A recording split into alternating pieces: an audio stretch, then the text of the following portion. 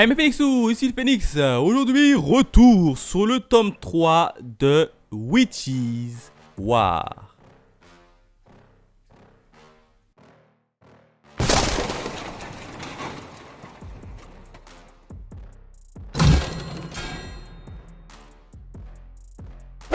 Allez, comme à la coutume, on y va avec la présentation de la jaquette. Jaquette qui est plutôt pas mal, hein, puisqu'on a qui? On a deux nouvelles combattantes qui vont faire leur apparition, hein, puisqu'on a Cléopâtre face à Himiko, mais ça j'y reviendrai dans la partie review. Regardez-moi ce face à face qui est juste magnifique.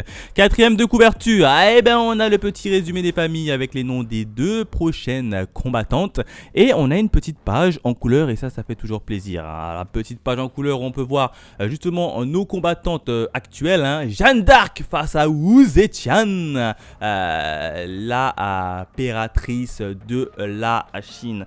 Et puis c'est tout, donc c'est plutôt pas mal. Alors il manque bien évidemment une petite partie, pourquoi pas un peu explication du tome précédent avec la présentation briève des différentes sorcières. Ça aurait été quand même un petit plus. Allez, cette fois-ci on s'attaque à la partie review. Allez, on s'attaque directement à la partie review et qu'est-ce qui s'est passé? Ben 3 événements et le premier événement, j'ai envie de l'intituler Les malheurs de Wu Zetian, hein. Hashtag les malheurs de Sophie, hein. Si vous l'avez, vous êtes des bons. Alors qu'est-ce qui s'est passé pour notre chère impératrice? Eh ben c'est tout simplement Jeanne d'Arc qu'on avait quitté, qui fonçait droit sur l'impératrice en plein milieu du cyclone. Et devinez quoi, Jeanne d'Arc va tout simplement réussir à briser la lance de Wu Zetian. Wu Zetian, elle va du coup tomber par terre, elle va être un peu accroupie et en hauteur, t'as Jeanne d'Arc qui va un peu la regarder d'un air un peu de dire je te nargue un peu, je suis plus puissante que toi, moi je suis rien du tout et je te bats en puissance pure, alors que l'impératrice et elle a un genou à terre. Donc l'image elle était magnifique, elle était forte et j'ai bien apprécié. Évidemment ça énerve un peu l'impératrice, hein, l'impératrice qui est un peu énervée, qui dit ah c'est comme ça que tu veux te la jouer, c'est comme ça que tu veux te la jouer. Et bah du coup elle se relève et puis elle fonce en direction de Jeanne d'Arc. Et on va également en apprendre un peu plus sur le passé de l'impératrice Wu Zetian. Alors l'impératrice Wu Zetian, c'était tout simplement une princesse avant. Elle est une princesse un peu hautaine, hein, quand même, hein, j'ai trouvé.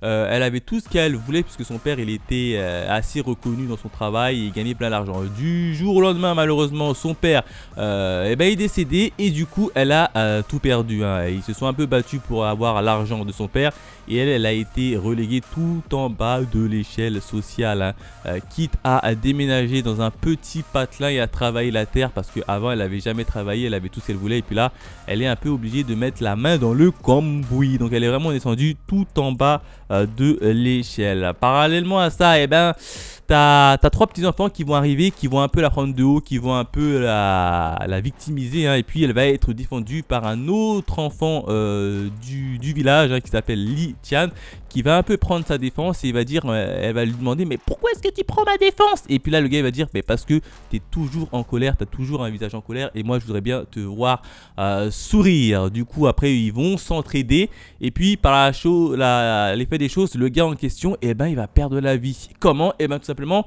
t'as un officiel du palais qui va venir pour recruter et acheter justement Wu Zetian. Évidemment Wu Zetian pendant ce temps là elle n'était pas là. Et du coup, le gars en question, hein, Li Tian, il voulait pas qu'elle soit achetée. Du coup, il a pris sa défense et il s'est fait tuer par le garde. Et du coup, Wu Zetian, elle revient, elle voit son pote de toujours, son seul pote de toujours, complètement par terre avec du sang. Elle s'énerve très vite, la colère monte. Elle prend l'un des 3 garçons qui étaient aux alentours, qui a un peu la narguée, qui dit oui c'est à cause de toi qu'il est mort, etc. Elle lui enfonce la fourche dans le crâne, le garçon il meurt. Elle se retourne, elle tape le garçon avec le bâton, elle enfonce le bâton dans le crâne du garçon, le deuxième garçon meurt. Il reste plus qu'un garçon et là c'est un peu la bérésina puisque tu as tous les villageois qui voient la scène en question et qui décident d'aller foncer sur elle pour la stopper.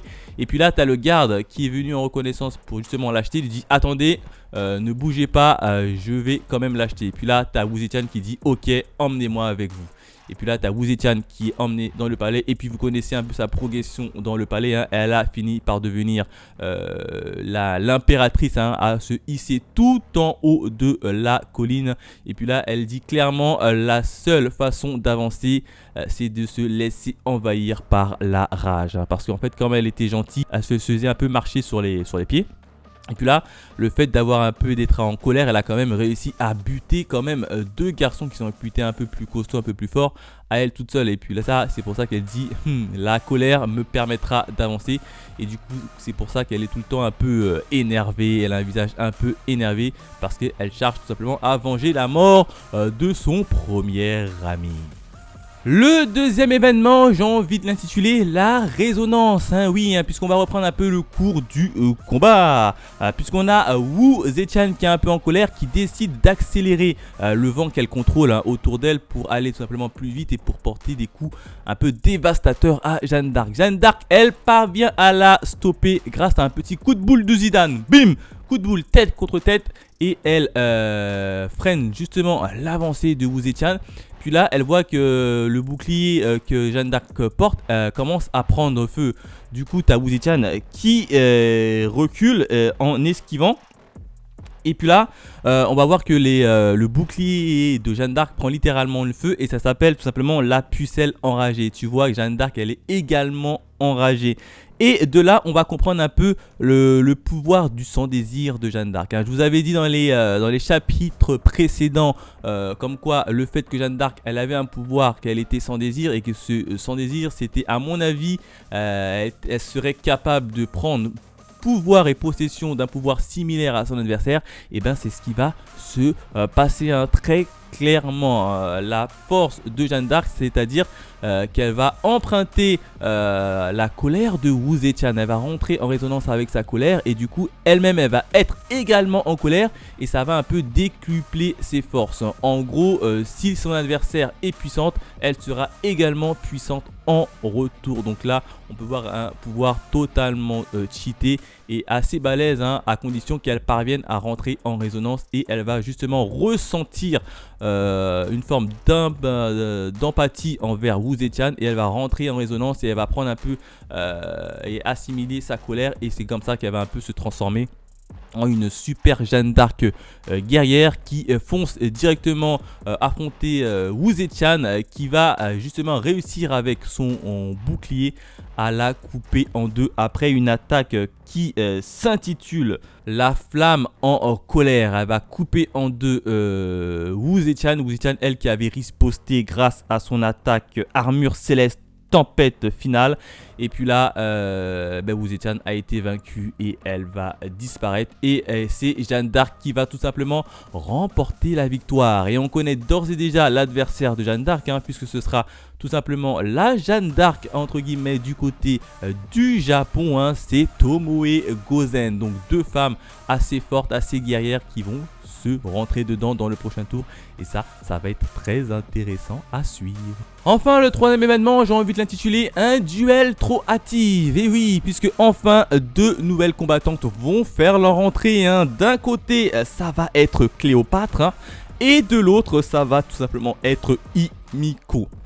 Alors avant ça, on va apprendre qu'ils vont mettre en place une espèce de cotation des différentes combattantes et on va voir tout simplement que la combattante la moins bien classée, bien évidemment ça va être Jeanne d'Arc, hein, puisqu'elle est sans désir, du coup c'est la dernière au classement, et celle qui a la plus de cotes auprès du public, ça va tout simplement être Cléopâtre, classée numéro 1 pour l'instant, et Himiko classée numéro 4. Donc là on va avoir un combat logiquement avec deux combattantes très prisées du public tout simplement. Et puis là on va voir justement l'arsenal de Cléopâtre qui va arriver par les tribunes portées par l'espèce d'humain. Ah ouais, on l'attendait tous par la porte A, elle est sortie justement par la tribune et elle va lancer son arsenal qui s'intitule Aphrodite Moria Volupté Providentielle. Et son désir c'est bien évidemment de trouver l'amour, hein, puisque vous connaissez un peu Cléopâtre, elle est a priori l'incarnation de la beauté pure. Et en face d'elle, on a Himiko. Alors la petite Himiko, c'est qui? C'est la déesse de l'Oni. Et elle va se ramener avec son arsenal qui s'intitule la prêtresse démon du soleil levant. Elle ressemble vraiment à un petit démon avec sa petite corne. Et elle va l'attendre tout simplement Cléopâtre sur le milieu du terrain. Et puis après, ils vont un peu s'embrouiller. Elle va dire ouais non, c'est moi qui est la meilleure, c'est moi qui est la plus belle. Bon. Et après, il va commencer le petit compte à rebours. 3, 2, et à partir de 2, tu as Himiko qui va littéralement lancer une attaque directe sur Cléopâtre avant même d'attendre la fin du contrat à rebours tout simplement. Et elle va réussir justement à blesser Cléopâtre au visage. Grâce à sa corne, elle va lever sa tête, ça va blesser au visage Cléopâtre, Cléopâtre qui sera un peu en colère, hein, et du coup elle va regarder Himiko et puis elle va lui dire tords-toi. Et puis là, tu as le bras de Himiko qui va se commencer à se tordre. Et Himiko va avoir la lucidité de couper son bras pour justement arrêter que son bras se torde. Parce que ça va commencer à se répandre sur l'entièreté de son corps. Et voilà comment se termine le manga. Donc on peut voir quand même deux combattantes qui sont très pressés de se combattre, notamment Himiko, et que le pouvoir de Cléopâtre, à mon avis, elle va lui dire un ordre, et bien directement ça va se passer.